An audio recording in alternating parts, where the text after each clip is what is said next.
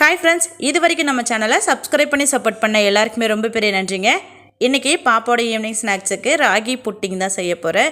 இந்த புட்டிங் செய்கிறதுக்கு பார்த்திங்கன்னா முழு ராகி தான் வேணும். கண்டிப்பாக முழு ராகியை ஓவர் நைட் நல்லா ஊற வச்சுட்டு அதை ஒரு மிக்சரில் போட்டு நல்லா அரைச்சிட்டு அதில் வர பால் எடுத்து தான் இதை செய்ய போகிறோம். அதனால் இதை குழந்தைங்க மட்டும் இல்லாமல் பெரியவங்களும் கூட சேர்த்து சாப்பிட்டுக்கலாம். டேஸ்ட் அவ்வளோ சூப்பராக இருக்கும் அண்ட் ஹெல்த் வைஸ் இன்னுமே நல்லது. ட்ரை பண்ணி பாருங்கள், அப்புறம் நீங்களே சொல்வீங்க. வாங்க எப்படி செய்யலான்ட்டு பார்க்கலாம். ஒரு கப்பு முழு ராகியை ஓவர் நைட் நல்லா ஊற வச்சுட்டு எடுத்து வச்சுருக்கிறேன். கொஞ்சம் கூட கல் மண் இல்லாமல் நல்லா அரைச்சிட்டு வச்சுருக்கிறேன். அதே அளவுக்கு ஒரு கப்பு துருவின தேங்காயும் எடுத்து வச்சுருக்கிறேன். இது ரெண்டையும் ஒரு மிக்சரில் சேர்த்துக்கலாம். அடுத்து ஒரு கப்பு ராகிக்கு நான் 2 கப்பு தண்ணி சேர்த்துக்கிறேன். அடுத்து இதோட வாசனைக்கு 4 ஏலக்காவும் சேர்த்து நல்லா ஃபைன் பேஸ்ட்டாக அரைச்சி எடுத்துகிட்டு வந்துடலாம். அவ்வளோதான், நல்லா அரைச்சிட்டு வந்தாச்சு. இப்போ பாருங்கள், நான் காமிக்கிறேன். பாலெல்லாம் நல்லா சூப்பராக தெளிவாக தெரியுது. அடுத்து ஒரு பாத்திரத்து மேலே லேசான நூல் துணியை போட்டு வச்சுருக்கிறேன். அதில் நம்ம அரைச்சி வச்சுருக்கிற ராகி பாலை சேர்த்து நல்லா வடித்து எடுத்துக்கலாம். தேங்காய் பால் வடிகட்டுற மாதிரி ராகி பாலை அவ்வளோ சீக்கிரமாக வடிகட்டிட முடியாது, கொஞ்சம் கஷ்டமாக இருக்கும். அதனால தான் முடிஞ்ச வரைக்கும் லேசான நூல் துணியை போட்டு வடிச்சுக்கோங்கன்னு சொல்கிறேன்.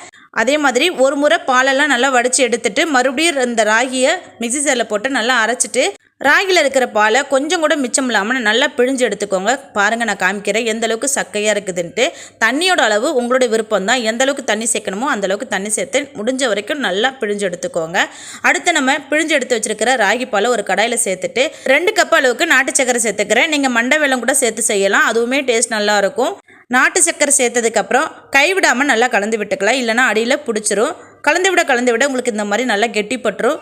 அதே போல் இந்த புட்டிங் செய்கிறதுக்கு நீங்கள் யூஸ் பண்ணும்போது கடாய் பார்த்திங்கன்னா அடிகனமான கடாயை யூஸ் பண்ணிக்கோங்க. அப்போ தான் உங்களுக்கு அடியில் பிடிச்சிடாமல் நல்லா ஒன்று போல் வெந்து வரும். இப்போ பார்த்திங்கன்னா இன்னுமே நல்லா கெட்டியாக திரண்டு வந்துருச்சு. இந்த ஸ்டேஜில் ஒரு குழிக்கரண்டி அளவுக்கு நெய் சேர்த்துட்டு நல்லா கலந்து விட்டுக்கலாம். நெய் சேர்க்கணுங்கிறது உங்களுடைய விருப்பம் தான். நெய் சேர்த்தா கொஞ்சம் ஃப்ளேவர் நல்லாயிருக்கும், டேஸ்ட்டும் நல்லாயிருக்கும். நெய் இல்லை அப்படின்னா நீங்கள் ரீஃபண்ட் ஆயில் கூட சேர்த்துக்கலாம்.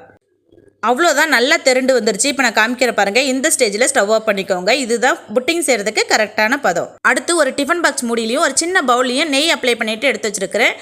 அதில் நம்ம ரெடி பண்ணி வச்சுருக்கிற ராகி புட்டிங்க சேர்த்துக்கலாம். உங்ககிட்ட எந்த மாதிரி பாத்திரம் இருக்கோ அதில் நெய்யோ எண்ணெயோ அப்ளை பண்ணிவிட்டு இந்த மாதிரி எடுத்து வச்சுக்கோங்க.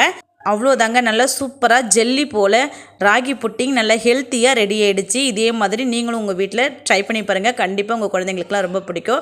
இதை வெளியிலேயே வச்சு நல்லா ஆற வச்சுட்டு அதுக்கப்புறம் 1 மணி நேரத்துக்கு ஃப்ரிட்ஜில் வச்சு எடுத்துக்கோங்க. அப்போ தான் உங்களுக்கு அந்த ஷேப் அப்படியே கிடைக்கும். இப்போ சைட்லலாம் கட் பண்ணி எடுத்துகிட்டு ஒரு பிளேட்டில் மாற்றிட்டு குழந்தைங்களுக்கு பிடிச்ச மாதிரி ஷேப்பில் கட் பண்ணி சர்வ் பண்ணிக்கலாம். அவ்வளோதான், என்னோடய ஸ்டைலில் ராகி புட்டிங் டேஸ்டியாக ரெடி ஆகிடுச்சு. இதை குழந்தைங்க பெரியவங்கன்னு எல்லாருமே சாப்பிட்டுக்கலாம். ட்ரை பண்ணி பாருங்கள், கண்டிப்பாக உங்களுக்கு ரொம்ப பிடிக்கும். இந்த பதிவு பிடிச்சிருந்தா நம்ம சேனலை சப்ஸ்கிரைப் பண்ணி லைக் பண்ணி சப்போர்ட் பண்ணுங்கள். மறக்காமல் ஷேர் பண்ணுங்கள். ட்ரை பண்ணி சாப்பிட்டு பார்த்துட்டு எப்படி இருந்துச்சுன்னு கமெண்ட்டில் சொல்லுங்கள். ஓகே, பாய்.